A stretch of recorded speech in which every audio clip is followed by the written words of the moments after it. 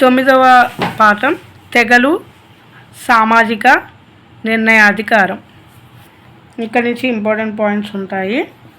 తెలంగాణలో చెంచులు, కొండరెడ్లు, గోండ్లు, కోయలు, సవరలు మొదలైన గిరిజన సమాజాలు ఉన్నాయి. తెలంగాణలో చెంచులు, కొండరెడ్లు, గోండ్లు, కోయలు, సవరలు మొదలైన గిరిజన సమాజాలు ఉన్నాయి.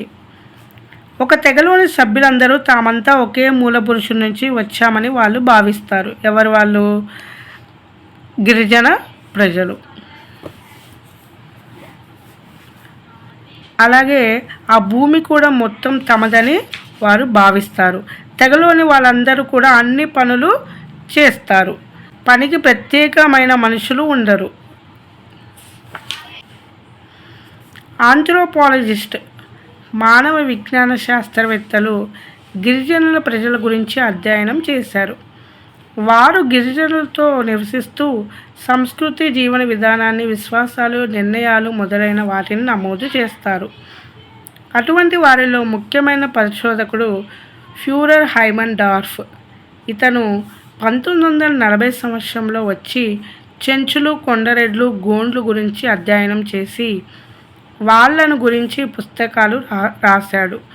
ఇంకా అతడు భారతదేశంలోని వివిధ గిరిజన తెగలకు, ముఖ్యంగా ఈశాన్య రాష్ట్రంలోని గిరిజనులను గురించి అధ్యయనం చేశారు. ఎవరు? Führer Hyman dwarf.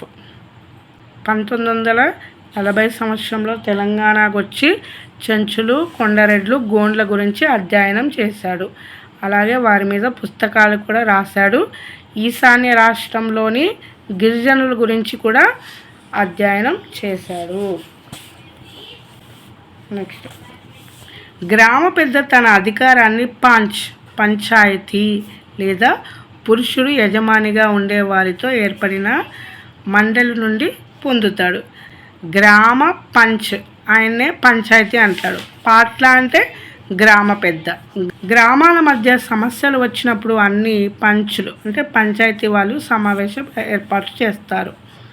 ఏదైనా వివాదం పంచాయతీ ముందుకు వచ్చినప్పుడు ముఖ్య ఉద్దేశ వివాదాలను సంబంధించిన వాస్తవ విషయాన్ని తెలుసుకోవడం. రెండు వర్గాలు తమ తమ అభిప్రాయాలను, వాదనలు తెలియజేయవచ్చు. తర్వాత గ్రామ పెద్దలు వాళ్ళను ప్రశ్నించి ఒక నిర్ధారణ చేస్తాడు. అయితే ఇక్కడ మెయిన్ ఎవరు? ఇదే గోండుల పంచాయతీ సన్నివేశం. వారి గ్రామ పెద్ద అయినటువంటి పంచాయతీ ఆయన సమావేశాన్ని ఏర్పాటు చేస్తాడు. ఇక్కడ పాట్ల అంటే గ్రామ పెద్ద.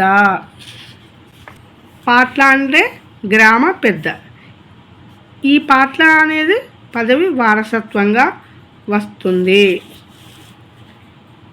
ఇతని పొలంలో సంవత్సరంలో ఒకరోజు పనిచేస్తారు. దీనివల్ల అతని కుటుంబం సాగు చేయవలసిన భూమి కంటే ఎక్కువ భూమి సాగు చేసి అతిథులకు మర్యాదలు చేయగలుగుతుంది. తెగవాళ్ళు అభిప్రాయాలకు విరుద్ధంగా గ్రామ పెద్ద గర్వంతో ప్రవర్తిస్తే అతన్ని తొలగించి అతని స్థానంలో మరొకరిని నియమిస్తారు. ఓకేనా?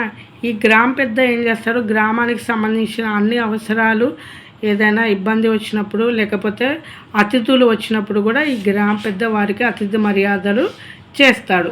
తెలుగువారు, మరాఠా వారు ఆ ప్రాంతాలకు వలస రావడం, పంచాయతీరాజ్ వ్యవస్థ ప్రారంభం కావడంతో 1940, 1950 నుంచి గోండుల ఆచారాల్లో, వ్యవస్థల్లో మార్పులు చోటు చేసుకున్నాయి. 1940, 1950లో పంచాయతీరాజ్ వ్యవస్థ ప్రారంభం కావడంతో ఇక్కడ వేరు ఉన్న వాళ్ళందరూ కూడా వెళ్ళిపోవడం జరిగింది. 10వ లెసన్ సామ్రాజ్యాలు, గణతంత్ర ఆవిర్భావం. ఇందులో ఉన్న ఇంపార్టెంట్ పాయింట్స్ చూద్దాము. గంగా నది లోయలో జనపదాల నుంచి మహాజనపదాల వరకు ఇక్కడ చెప్పారు. ఓకేనా? ఉత్తర భారతదేశంలో విశాల మైదానాన్ని గంగా సింధు మైదానం అని పిలుస్తారు. హిమాలయాలకు ద్వీపకల్ప పీఠభూమికి మధ్య గంగా యమునలు ప్రవహిస్తాయి. మొదట్లో వివిధ తెగలు ఈ మైదానంలో అనుకూల ప్రాంతాలలో వ్యవసాయం చేస్తూ స్థిరపడ్డారు. వీరిని సంస్కృతంలో జన అని, వారు స్థిరపడిన ప్రాంతాన్ని జనపదం అని పిలుస్తారు. 4000 సంవత్సరాల క్రితం ఈ నదుల వెంట స్థిరపడడం మొదలుపెట్టారు. రాతి, రాగి, కంచు మరియు ఇనుప పనిముట్లతో క్రమంగా అడవులను నరికి భూములు దున్ని వరి, ఇతర పంటలు సాగు చేసేవారు. పెద్ద గ్రామాలు పట్టణాలు ఏర్పడి వివిధ తెగల ప్రజలు నివసించసాగారు. ఇటువంటి పెద్ద గ్రామాలను లేదా పట్టణాలను మహాజనపదాలు లేదా పెద్ద జనపదాలు అని పిలిచేవారు. మహాజనపదాల గురించి ఏ విధంగా తెలుసుకోగలం? 2 రకాలుగా మనం దీని గురించి తెలుసుకోవచ్చు.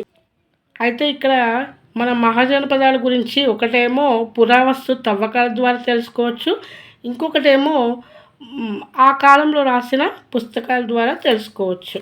మహాజనపదాల కాలం నాటి కొన్ని ముఖ్యమైన పురాతత్వ ప్రాంతాలు ఢిల్లీ, అత్రంజికేర, కౌశాంబి, అలహాబాద్ దగ్గరలో, పాట్నా, అయోధ్య, రాజగిరి మొదలైనవి.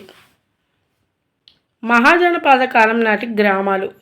ఇక్కడ వ్యవసాయం చేసే భూ యజమానులను గృహపతి లేదా గహపతి అని పిలిచేవారు. వృతక అంటే జీతం తీసుకొని పనిచేసేవారు. సాధారణంగా అత్యధిక భూమి ఉన్న వ్యక్తి గ్రామ పెద్ద అవుతాడు. గోండుల పాటలలాగా గ్రామానికి అతడే నాయకుడు కాక రాజు తరపున ఇతర గ్రామస్తుల నుంచి పన్ను వసూలు చేసేవాడు. ఎవరు? పాట్ల. అలాగే ఇక్కడ కూడా గ్రామ పెద్ద ఇక్కడ అన్నిటిని కూడా చూసుకుంటారనమాట. చాలా గ్రామాల్లో నైపుణ్యం గల వృత్తి పని వాళ్ళు ఉండేవాళ్ళు.